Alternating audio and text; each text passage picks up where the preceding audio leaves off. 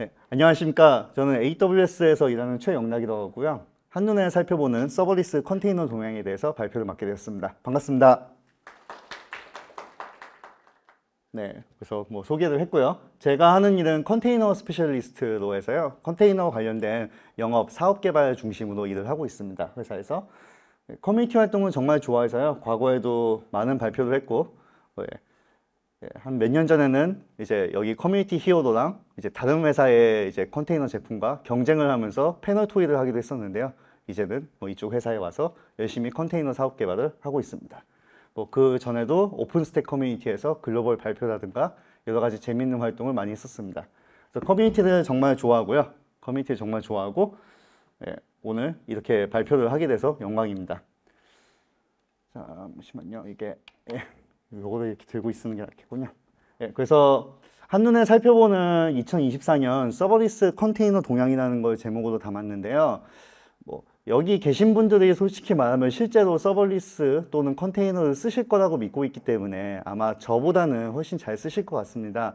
다만 커뮤니티는 다양한 분들이 계시기 때문에 또 처음 참여하시는 분도 계시고 여러 가지 백그라운드가 다르다 보니까요. 작년 리인벤트쯤을 기준으로 해서 지난 1년 동안 어떠한 변화가 있는지 중심으로 뒤에 설명을 하도록 하겠습니다. 그 전에 먼저 서버리스 컨테이너 소개를 먼저 하고서 그 다음에 ECS와 파게이트를 중심으로 제가 이야기를 드릴 건데요. 자, 먼저 제가 이야기하고 싶은 부분이 서버리스라고 해서는 지금 나온 지가 딱 올해가 특별합니다. 왜냐하면 10주년이 됐어요. 그래서 이번 다가오는 리인벤트에서도 아마 10주년의 축하가 분명히 있을 것 같습니다. 분명히 있을 것 같고요. 그래서 10주년이 되었다는 부분에서 이 리인벤트 2014 그 당시에 이제 ECS 이제 현재는 엘라스틱 컨테이너 서비스라고 불리고 있고요. 그리고 파게이트 파게이트 2017년에 발표됐군요. 람다야 2014년에 발표가 됐습니다. 그 이후에 이제 앤디 제시라고 해서 현재 아마존 CEO 분께서 한번 외부 인터뷰 때 발표를 하셨는데 예전에 서버리스가 있었다면은 아마존닷컴도 서버리스로 빌딩하는 건데 라는 말씀을 하셨습니다. 서버리스가 이제 뒤늦게 나온 개념이죠. 그만큼 서버리스가 개발 생산성이라든가 특히 이벤트 드리븐 아키텍처부터 해서요. 많은 부분에서 서버리스가 잘 활용되고 있고 또한 서버리스는 AWS 주요 서비스를 연결시켜 주는 데 있어서 또 중요한 역할을 한다고 보고 있습니다. 그렇기 때문에 심지어는 앤디 제시께서도 이런 말씀을 하셨고요. 이 컴퓨팅이라는 관점은 그래서 여기 계신 분들이 이제 대학생분도 계시다고 알고 있기 때문에 컴퓨팅을 처음 이제 접하시는 분들은 집에 PC 아니면 요즘 스마트폰으로 해서 컴퓨팅이 이루어지고 있잖아요. 즉 물리 머신에서 이루어지는 컴퓨팅이 있을 텐데 이제 가상머신이라는 개념이 AWS가 2006년에 EC2라고 해서 이제 가상머신 서비스, 클라우드 서비스 시작하면서 가상머신 발전하고 컨테이너 점점 지원하고 서버리스 발전하고 있는데요. 이 트렌드는 컴퓨팅에 대한 아주 일반적인 트렌드라고 보시면 되고요. 물리머신에서 컨테이너, 서버리스로 계속 진화하고 있는 흐름에서 AWS가 이제 다른 어떤 회사들보다 지금 선두로해서 달리는 부분은 부정할 수 없는 사실이라고 생각합니다. 자, AWS 오늘 제 발표에서는 컨테이너와 서버리스를 다루는데요. 이 컨테이너와 서버리스가 사실은 여러분들이 보실 때 좀 이질적이라고 생각하실 수도 있을 것 같아요. 왜냐하면은 컨테이너는 뭔가 도커라든가 아니면은 이제 여러 가지에서 패키징을 해서 그 패키징한 걸 배포한다고 생각하고 서버리스는 람다만 하더라도 펑션 단위로 짜서 하고 그런데 왜 진화라고 하고 서로 뭔가 다른 것 같은데 왜 같이 언급할까라는 그런 부분이 있을 수 있는데요. 제가 여기서 이야기하고 싶은 답은 첫 번째는 분명히 이 두 가지는 공통점이 있기 때문에 10년 전에 저희 CTO께서 같은 키노트 때 데이 2 키노트 때 발표를 하신 겁니다. 그러면은 어떤 부분에서 그러냐면요. 컨테이너 같은 경우는 서버리스보다 기존의 물리 머신을 쓰던 입장에서 실제 동작하고 있는 앱 코드가 그대로 있는 상황에서요. 그 코드를 최대한 활용하면서 컨테이너화만 하면 그걸 가지고서 스케일링을 확장성을 걱정 없이 쓸 수 있도록 가는 부분이 컨테이너의 흐름이고요. 그래서 아마존 엘라스틱 컨테이너 서비스가 2014년에 나왔고 엘라스틱 쿠버네티스 서비스가 지금 현재는 사실 ECS보다는 더 많이 글로벌에 쓰이고 있는데요. 비중이 뭐 거의 엇비슷하고 EKS가 조금 더 많은 수준이긴 합니다. 글로벌하게 이게 그래서 쿠버네티스 컨테이너에서 쿠버네티스한 흐름이 오픈소스에서는 또 이제 대세 무시 못하는 흐름이기 때문에 아무래도 EKS에 대한서 친화력이 국내에서는 더 높은 건 사실이긴 한데요. 이제 AWS에서 입장은 ECS가 더 오래 일찍이 나왔고 저희는 컨테이너를 더 앞으로 잘 지원할 마음이 있기 때문에 ECS, EKS를 같이 간다는 게 저희 회사의 방향이라고 좀 보고 있고요. 다만 이제 다른 회사들은요, 이제 이런 컨테이너 서비스, 자체 서비스 다 중단을 한 게 거의 일반적이고 다 쿠버네티스를 가고 있어요. 그래서 AWS가 그만큼 인프라에 대한 후원을 이제 지원을 아끼지 않고 있다는 부분이고요. 국내에서도 아직 특히 온프레미스의 환경에서는 오픈시프트를 쓰시는 분들이 많습니다. 그분들께서 클라우드에 대한 경험, 전이, 여정을 쉽게 할 수 있도록 오픈시프트가 또 있고요. 뿐만 아니라 이제 컴퓨팅 엔진에는 EC2와 파게이트 그리고 컨테이너 이미지 레포지토리인 이제 컨테이너 레지스트리가 있습니다. 자, 이렇게 정말 다양한 스택이 있고요. 컨테이너를 그래서 특히 EKS 기반으로 잘 쓰려면은 이 복잡한 부분에서 슬슬 딥다이브를 하시고 뭐 클러스터 업그레이드가 여러 가지에 대해서 조금은 고통이 있습니다. 그에 반해서 서벌리스는요. 사실은 람다에서 출발을 하게 됐지만요. AWS 서벌리스 서비스는 데이터베이스도 서벌리스 솔루션이라고 이야기하고 수많은 서비스들이 있어요. 그래서 이 중에서 대표적으로 람다가 대표 뭐 함수로 해서 가기 때문에 처음 발표됐었고 대표하긴 하지만요. 다른 서벌리스가 있고 여러분들께서 오늘 이 발표를 들으시면서 서벌리스란 개념을 조금 더 확장하셨으면 좋겠다는 게 제 생각 중에 하나입니다. 뭐냐면 서벌리스는요. 여러분들이 인프라를 최대한 덜 신경 쓰면서 여러분들의 본질에 집중할 수 있는 개발 로직이라든가 본질에 집중할 수 있도록 아니면 DB 자체에 집중할 수 있도록 지원하는 게 서벌리스의 핵심이고요. 그렇기 때문에 이제 제일 진화한 게 서벌리스라고 이야기를 하는 거고요. 다만 이제 우리가 AWS에 이제 가장 먼저 시작한 서비스는 아무래도 EC2다 보니까요. EC2를 기준으로 했을 때는 다음 여정은 컨테이너를 통해서 인프라의 의존성을 최대한 줄이고 그 다음에 인프라 자체를 신경 쓰지 않는 서벌리스로 가겠다라고 저희가 AWS에서는 인프라의 방향을 보고 있다는 겁니다. 그래서 다양한 서비스들이 있는데 오늘은 여기서 람다와 특히 파게이트 중심으로 이야기를 할 겁니다. 다시 한번 얘기 드리지만요. 워너 버거스라고 저희 CTO시죠. CTO께서 2014년에 리인벤트해서 그 당시에는 EC2 컨테이너 서비스라고 해서 이제 ECS를 발표했고 지금은 엘라스틱 컨테이너 서비스 이름 불리고 있죠. EKS와 맞물려서. 그래서 요 두 가지가 발표가 됐었는데 딱 이제 10주년이 되는 해라. 올해 리인벤트 혹시 가시는 분 계신가요? 네. 가시면 정말 부럽다고 하려고 했는데 뒤에 한 분 계시네요. 정말 부럽습니다. 아마 요 10주년 행사 꼭 보시면 더 재미있게 행사를 구경하실 수 있을 것 같습니다. 그리고 파게이트는 2017년에 발표가 됐고요. 여기 보시면 이제 앤디 제시께서 직접 발표하시는 부분을 볼 수가 있는데요. 이 발표하는 부분이 컨테이너 다음이 그래서 서벌리스라고 제가 이야기하는 이유 중에 하나예요. 컨테이너를 실행할 때 진짜 인프라에 대한 고민 없이 예를 들면 EC2의 타입이 뭐 T인지 아니면 뭐 M 타입인지 뭐 그런 거 신경 쓰지 않고 G 타입인지 신경 쓰지 않고 개발할 수 있도록 지원하자는 부분에서 이 파게이트라는 게 출시가 됐습니다. 그런 흐름을 알고 계시면은 뒤에 발표에 대해서 조금 더 이해하기 쉬우실 것 같아서 전체적인 소개를 잠깐 드렸고요. 자, 본격적으로 설명을 할 텐데요. 시간이 많이 흘러갔네요. 빠르게 제 시간에 끝낼 수 있도록 하겠습니다. 아마존 ECS는 그래서 현재 신규 고객이 65% 이상이 ECS 사용할 정도로 많이 사용하고 있고요. 뭐 아무리 국내에서 EKS가 더 많이 쓰인다고 해도요. 글로벌하게 전 세계에서 22억 5천만 명 이상이 매주 이제 그러니까 시작되고 이제 작업이 시작되고 있고요. 아마 번역이 잘못됐을 것 같습니다. 건일 겁니다. 그리고 API 요청도 수천만 건에 해당하는 부분으로 해서 ECS가 글로벌하게 잘 동작하고 있습니다. 파게이트 부분은요. 컨테이너 쪽의 여정이 컨테이너가 처음에는 도커화만 하면은 자동으로 관리할 수 있다고 하는데요. 실제로 인프라 단에 가면요. 오픈스택에서도 그랬거든요.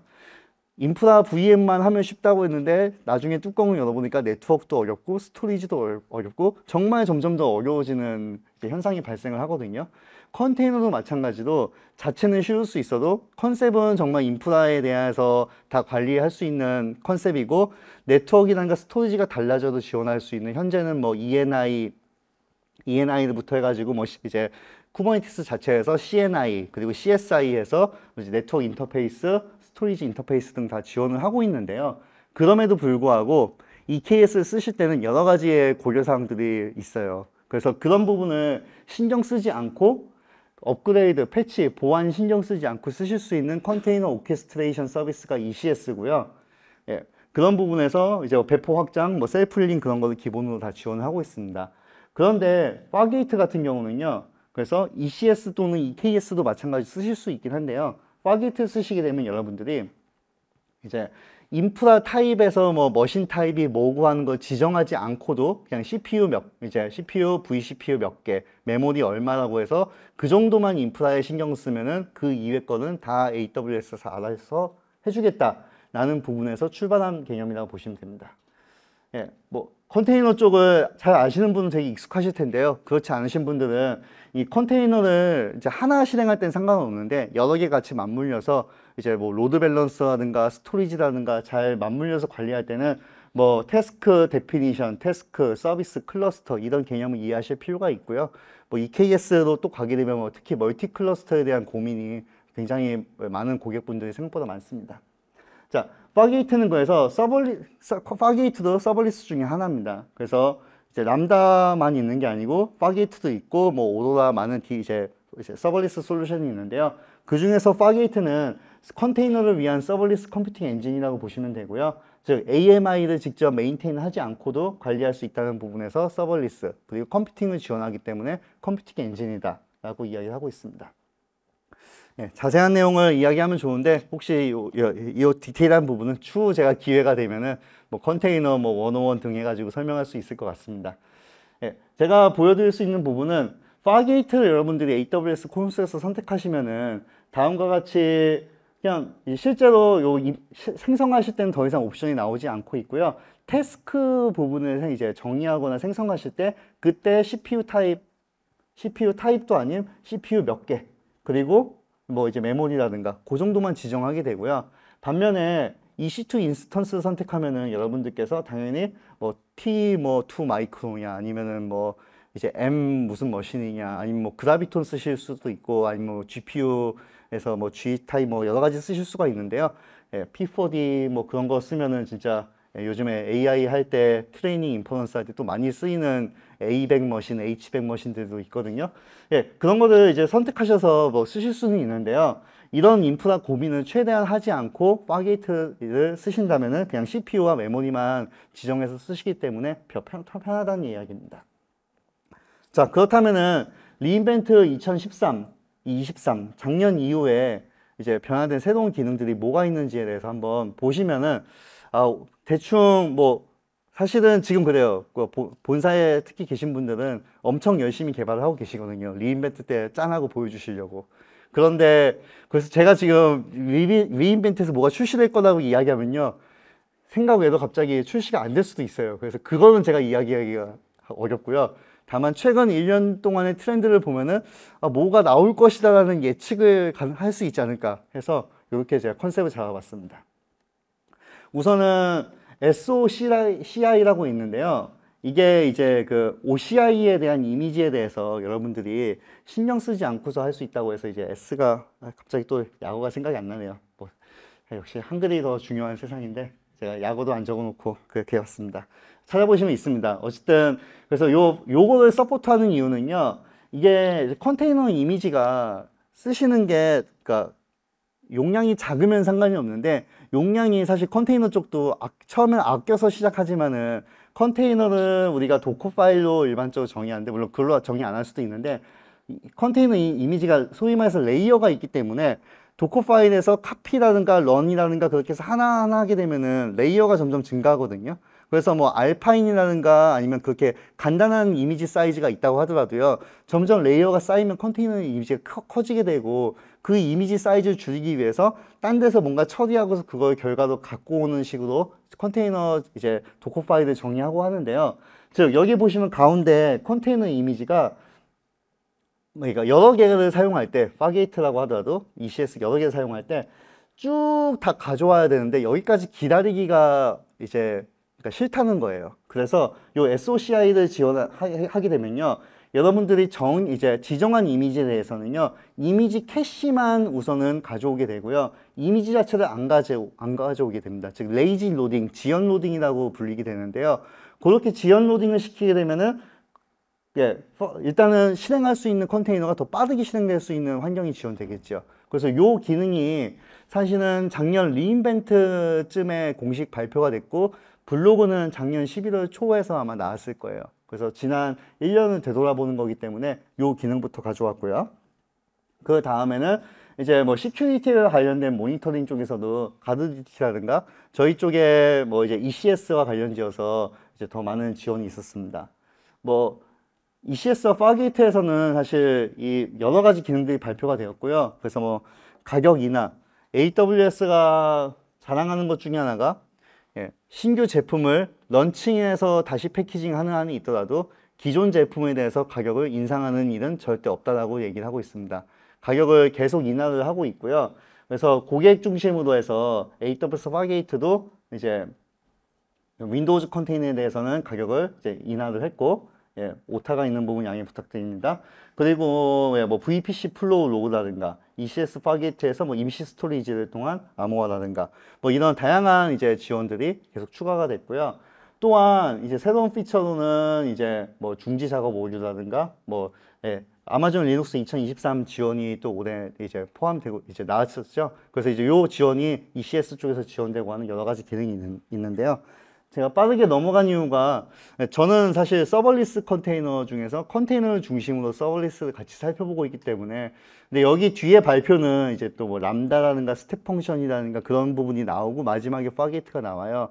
그래서 람다에 대해서도 궁금해 하시는 분들이 많으실 것 같아서 람다에 대해서 최근 1년 동안 발표됐던 기능들 중심으로 제가 또 인용을 해왔습니다. 자, 람다 같은 경우는요, 우선은 뭐 자바 버전도 계속 업그레이드가 되죠, 사실.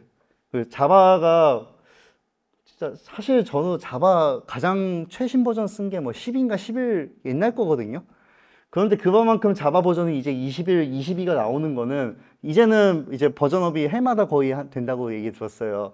즉 이런 새로운 랭귀지 런타임을 계속해서 지원할 필요가 있습니다. 람다 같은 경우는. 그래서 초창기 람다가 나왔을 때는 많은 언어를 지원하진 않았던 걸로 기억하는데요. 이제 점점 많은 언어를 지원해서요. 다양한 언어에 대해서 점차적으로 지원하는 모습이 이제 계속 이렇게 발전되고 있고요. 아마 1년이 지나도 언급을 한 이유는요. 뭐 Node.js 발표됐고 자바 같은 경우도 17에서 21로 갑자기 더 많은 지원이 있었다. 뭐 이런 여러 가지들 파이썬도 계속해서 신규 버전을 지원하고 있다는 걸 강조하기 위해서 이렇게 인용을 해왔습니다. 그리고 이제 스냅스타트라고 해서 하는 기능도 이제 자바 21 지원부터 있었는데 추가 리전 지원 서울은 일찍이 포함되었던 걸로 기억해요. 제가 알기로는 일찍이 포함되었던 걸로 기억하고 올해 7월에는 ARM64 베이스 아키텍처를 지원하고 있습니다. 그리고 이제 재기 루프 감지라고 해서요. 람다가 이제 할 때 가장 큰 이제 리커전이라고 하죠. 그러니까 함수 루프에서 종료 조건이 잘 안 됐을 때 재기하는데 이 부분에 대해서 지원하는 게 사실은 작년 7월에 처음 발표가 됐었는데요. 요 기능을 이제 어느 순간 기본으로 디폴트로 뭐 생성하실 때 활성화가 되는 걸로 바뀌었고요.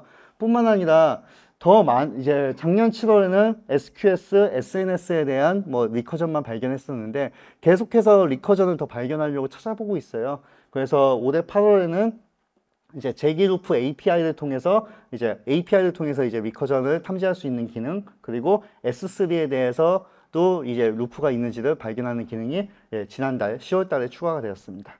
그리고 이제 페스터 스케일링에서 스케일링도 지원할 수 있는 부분이 사실은 작년 12월에 발표됐었는데요. 이 부분도 기본으로 이제 활성화가 되는 걸로 해서 포함이 됐고요. 뭐 뿐만 아니라 이제 뭐 키네시스라든가 뭐 카프카라든가 서벌리스는 여러 가지 쉽게 말해서 AWS의 수많은 서비스들이 있을 때 뭔가 부족하거나 연동해야 되는 부분에서 큰 역할을 발휘하고 있습니다. 뭐 이벤트 드리븐에서 리퀘스트 할 때 처리하는 것도 물론 중요하지만요.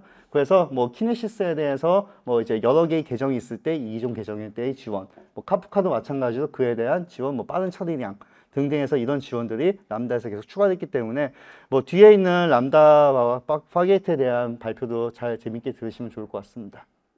뭐 그 이외에도 이제 애플리케이션 개발 패턴과 관련지어서 뭐 크로스 어카운트에 대한 지원, 뭐 SNS, SQS 페일유어에 대해서 어떻게 뭐 이제 실패 이벤트, 실패도 재시도 한다면 잘 안 되면 실패도 다시 보낸다든지 그리고 뭐 고객 관리 키, CMK에 대한 지원이라든가 이런 부분을 이제 계속해서 지원을 하고 있습니다.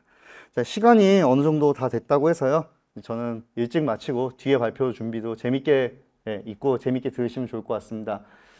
자, 저는 그래서 오늘 제가 뭐 시작하는 입장에서 뭐 키노트라고 해서 있지만요. 뭐 그렇게 뭐 무게 있는 내용보다는 컨테이너와 서벌리스, ECS와 ECS와 람다가 등장한 지가 10년이 되었기 때문에 그에 대한 기념을 하는 의미를 좀 많이 담았고요. 그러면 왜 하필 컨테이너와 서벌리스가 어떤 이제 비슷한 점이 있어서 같이 언급하지라는 부분에서 많이 좀 강조를 하고자 했습니다. 이질적이라고 볼 수도 있지만요. 실제로는 굉장히 저희 내부에서는 많은 밀접한 관계로 해서 이제 새로운 신규 기능 개발이 이루어지고 있습니다. 그래서 이러한 부분에서 앱 모더나이제이션에 대한 부분을 소개를 했고요. 그 다음에 핵심 서비스인 ECS와 파게이트 그리고 지난 1년을 기준으로 발표된 주요 기능들을 살펴보았습니다. 그래서 정말 10주년을 기념하기 위해서요. 리인벤트 가시는 분은 정말 부럽고요. 그렇지 않더라도 홈페이지 통해서 여기 서벌리스 홈페이지 가시면요. 아직 영문밖에 나오진 않는데 10th 애니버서리라고 해가지고 메뉴가 생겼어요. 그래서 가보시면은 아직 한글은 나오진 않지만 그래도 10주년 기념해서 뭐 여러 가지 기념할 만한 이런 이제 비디오라든가 정보들을 담고 있고 어떤 고객사, 글로벌 고객사들이 사용하고 있는지 그런 내용이 많이 언급되어 있습니다. 슬슬 그래서 저희도 10주년을 내부에서는 축하할 준비를 하고 있고요. 뭐 리인벤트라든가 또 여러 가지 발표를 통해서 서벌리스와 컨테이너에 대한 앞으로 발표된 여러 가지 내용을 지켜봐 주시면 좋을 것 같고요. 뭐 이렇다고 해서 EKS에 업데이트가 없느냐? 그건 아닙니다. EKS는 훨씬 더 많은 업데이트가 있는데요. 오늘 발표는 제가 서벌리스와 컨테이너 두 가지로 집중하다 보니까 ECS 중심으로 설명했는데요. 다음에 또 뭐 커뮤니티에서 제가 기회가 된다면은 정말 복잡하지만 재미있는 EKS에 대해서 제가 좀 자세히 설명하도록 하겠습니다. 자, 그럼 저는 여기서 발표를 마치고요. 뒤에 발표도 재미있게 들어주셨으면 합니다. 감사합니다.